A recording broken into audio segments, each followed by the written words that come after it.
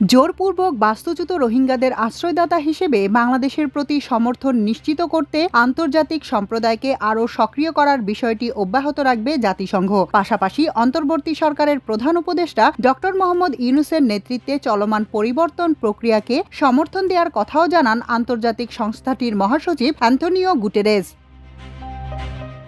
প্রধান উপদেষ্টা অধ্যাপক ডক্টর মোহাম্মদ ইউনূসকে ২৫ ফেব্রুয়ারি পাঠানো এক চিঠিতে জাতিসংঘ প্রধান এসব জানান।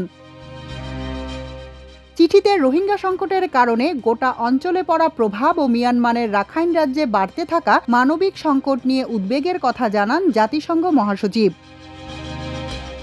রোহিঙ্গা ইস্যুতে জাতিসংঘ অগ্রাধিকার ভিত্তিতে কাজ করবে বলেও আশ্বস্ত করেন অ্যান্তোনিও গুতেরেস। চিঠিতে ডক্টর ইউনূসের নেতৃত্বে বাংলাদেশে চলমান পরিবর্তন প্রক্রিয়াকে সমর্থন জানান জাতিসংঘ মহাসচিব। মাল্টিমিডিয়া ডেস্ক, আমার দেশ।